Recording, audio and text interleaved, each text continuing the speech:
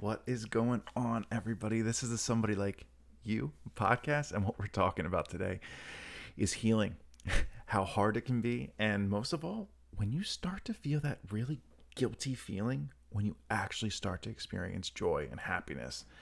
It can be confusing, but that's what we're here to talk about. So, as we get started, if you could do me a huge favor and just hit that subscribe button and do someone else a favor and share this video if you think it will help them. With no further ado, let's get this party started.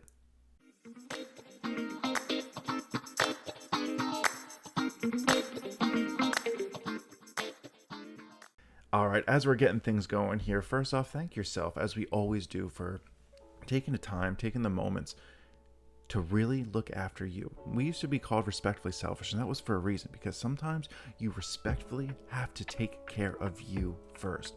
And I shouldn't say sometimes, almost most of the time, just don't be a dick to other people throughout that process, because remember this, healing is not linear. So feeling good today does not mean you're going to feel good tomorrow.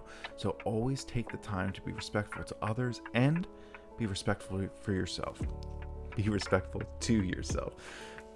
Because along this healing journey, the number one thing I've learned is you have no idea what other people are going through. You have no idea other people's stories, just like other people don't know your story. So as we're doing this, start with a little bit of kindness and empathy in your heart, because what you're going through today, somebody might be going through tomorrow. What somebody has gone through yesterday, you might be going through today. So it's always such an advantage in the healing process to understand that your journey is not to be compared to other people. And other people are going through things that we know nothing about. So as we're talking about that journey, let's get into the healing process. And specifically, when that healing process happens and you start to feel good. What comes with feeling good during the healing process? Guilt. For some reason, society and whoever else may have been has taught us we have to feel a certain way during healing, during grief, during traumatic experiences. We have to say certain things, act a certain way, and feel and look the part. I don't necessarily agree, but I can understand it because I've gone through it. So, what is the big lesson to take away from feeling happy during the healing process and experiencing that guilt? You're healing. You're actually starting to do it. There's no reason to feel guilty. Almost a sign of feeling guilty is it's letting you know that you're meeting resistance on the healing process. It's almost like it's testing you to see if you're actually feeling better. Because remember, if we're feeling judgment, if we're feeling guilt, if we're feeling anger, sadness, that is low vibrational frequencies. So that will constantly test. If you're experiencing happiness and joy are going to override those low vibrations. So it's almost as if they're peeking their head and be like, hey, are you sure you don't want to feel this way anymore? Are you sure you don't want to act this certain way? Because it's been getting you attention.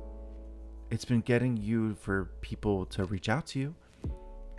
Well, once you start to realize, I don't want to experience that on a regular basis anymore, those high vibrational states are going to start to set in, and you're going to start to experience them more often. You're going to start to experience happiness and joy more frequently.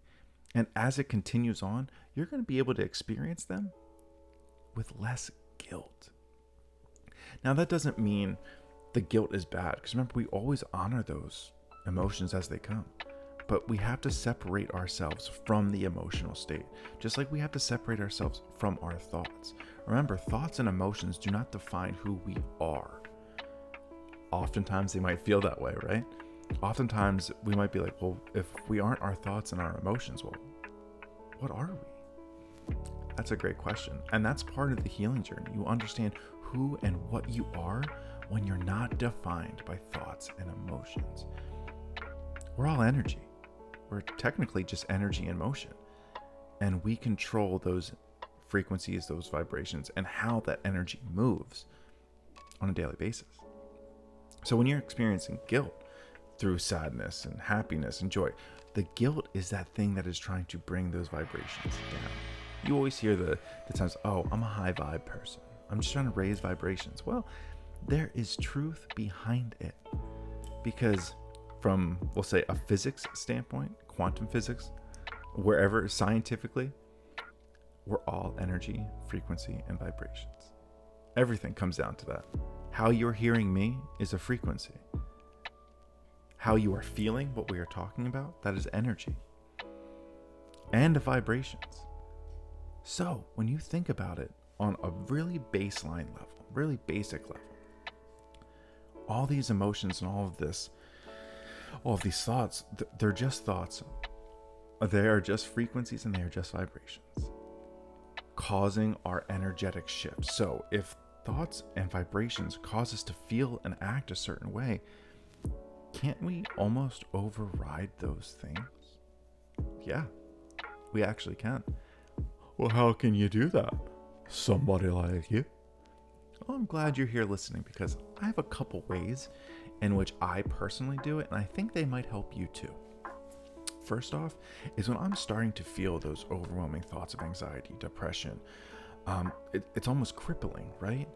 Well, if you reverse engineer that, how do I feel happiness and joy? Well, I need to experience happiness and joy. I have to think happiness and joy. So by doing that, I'm in turn going to experience and feel happier. How do we do that? I'm glad you asked. When you start to feel those feelings of anxiety, those feelings of depression, those crippling thoughts, stop and take 1 minute, 60 seconds to think of all of the things you are grateful and thankful for.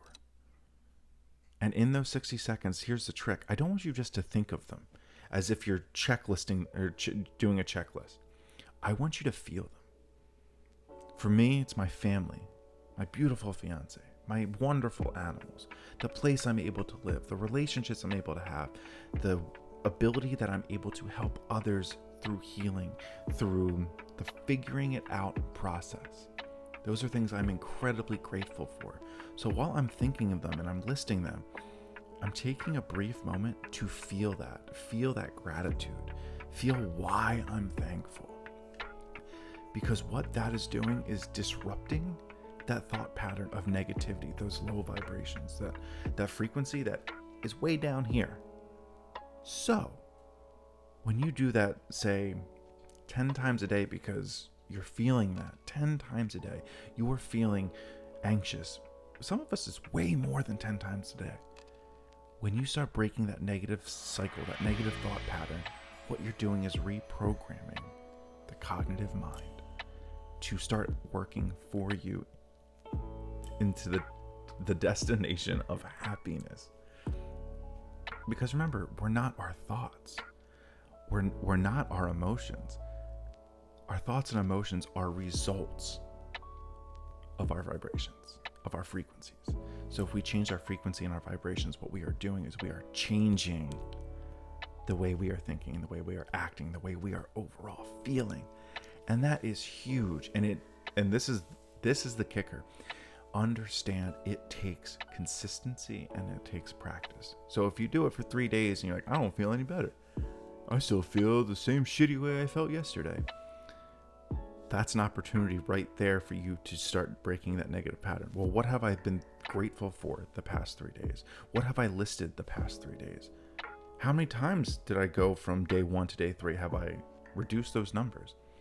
Because remember, you're just recycling thoughts and feelings because we've been taught and conditioned to think we have to act and feel a certain way when certain emotions and certain feelings arise. And when they do arise, the way to heal is to live inside them and understand them. So instead of running from everything, honor them as if they're a friend on the couch. Because as we're trying to break those negative thought patterns, remember, those negative thought patterns are here for a reason. Oftentimes it's letting us know we need to do a little bit of shadow work, a little inner child work. We need to sit with that past version of ourselves and let them know that we love and respect them for everything they've gone through and everything they've done, everything they've experienced, because it got us to this moment right now. And that guilt along that healing process is just part of this journey. It's almost like it's a side character to the healing process. You're going to learn that joy isn't reliant on the guilt. Remember, because while you're going through this, you're going to start butting heads with joy. You're going to start making that connection. It's like, okay, if I feel guilt, the next thing must be joy. No. Joy should be baseline. Right now, guilt, trauma, and the healing feels like it's the baseline. That's not what this is. We're working to get to a baseline of joy, kindness, empathy, love. That's what baseline is. No matter what you've been taught, what you've been conditioned, the baseline is love. So through this healing journey, you're going to learn that anger, pain, judgment, sadness isn't who we are. It's just what we are feeling right now. And most importantly, we can change that. And I know some people might sit there and say, I've gone through traumatic things you will never understand. And I need somebody else to understand. I can say the same thing to you. We've all gone through things that we think other people don't understand. And it's not their job to understand. It's our job to heal. It's our responsibility to not compare our trauma and our past traumatic experiences to others as if it's some sort of competition. Have you ever been in a conversation with somebody and you come up with a one-upper? Like you're like, not only are you sitting there just waiting to talk, but you're waiting to one up, or somebody's waiting to one up you in your story. You could be spilling your heart about the most traumatic thing that's ever happened to you. But that person sitting across the table is just waiting to tell you the most traumatic thing as if they need to one up the thing that has changed and impacted your life the most. Remember, our stories are not comparisons. They're experiences. Whereas if we can work with someone, and if we can almost level the playing field by understanding that what I'm going through may not be exactly the same as what somebody else is going through, we can start to grow. Because we can experience the same emotions from different experiences. That is healing.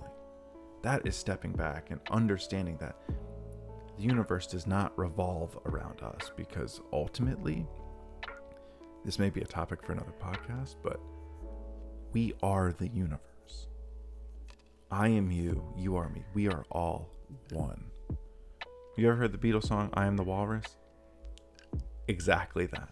I am you, you are me, we are one. So how I treat you is how I'm treating myself.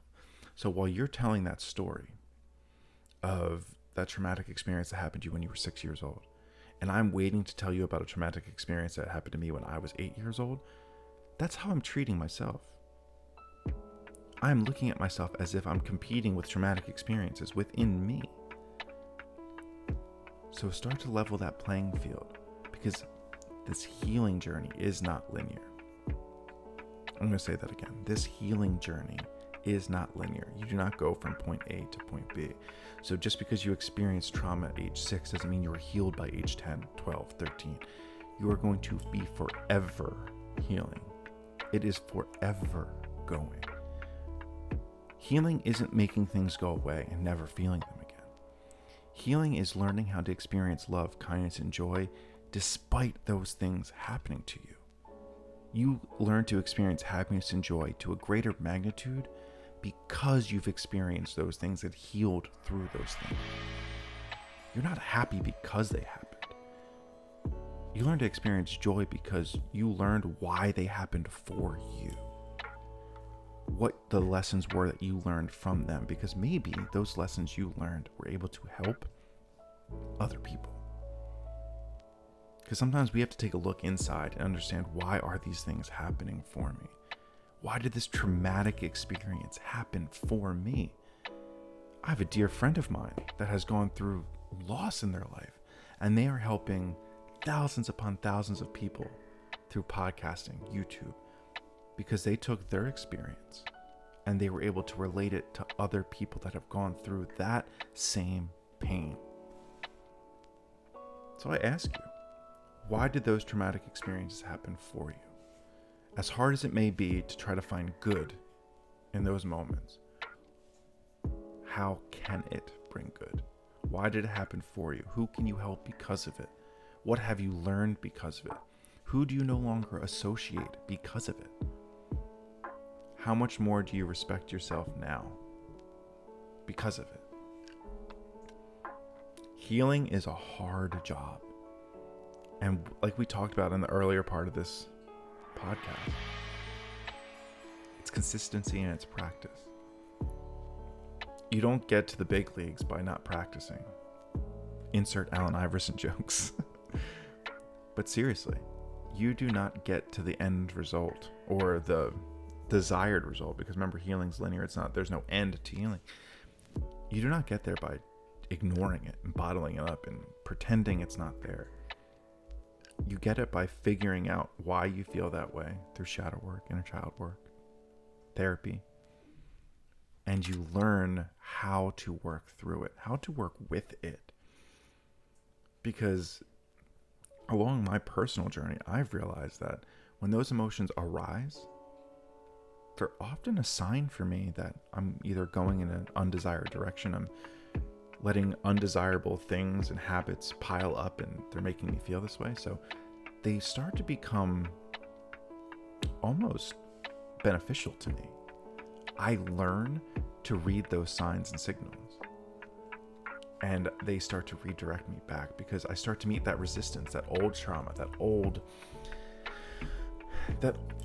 those old speed bumps I used to constantly run over. And now they're not speed bumps anymore. They're roadblocks. They're like, stop going this way. You've been down this road before. This road's closed. We're letting you know you need to go left instead of right this time. So what are your roadblocks? Or right now, what are your speed bumps? It could be, eating too much sugar that's making you feel a certain way. It could be smoking tobacco making you feel a certain way about yourself. It could be a number of things. The thing is, what are you identifying that are your speed bumps right now? Because those speed bumps are soon going to become roadblocks. And that road's not going to be open anymore. You're going to have learned the lesson that I no longer go down this road, because it's telling me I need to go left. I need to go right. I need to go whichever direction is not this direction. So I am so happy you all were able to join me on this podcast, specifically you, because you took 20 minutes out of your day, your busy, hectic day, to take care of yourself, to hear a few things that might better you tomorrow. You might change a few thoughts on the way you look at things in certain situations, and those are just seeds that are planted for you to open the door for yourself to the best version and the healing version of you.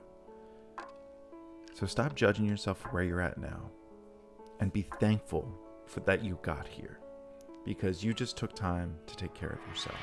And that is one major step in this healing process. So as always, if you got anything out of this, I always ask to subscribe, like, share the podcast if you think it will help anybody. If someone in your life is going through things we have talked about and might get the littlest of things out of this, you can do your part in helping this world simply by sharing a few things that might help them out. It doesn't have to be my stuff, but stuff that might help them out, because we have to look after each other in a world full of people not looking after us. So guys, as always, thank you so much, and I look forward to catching you on the next one. And it's always peace and love. Take care. I'll catch you.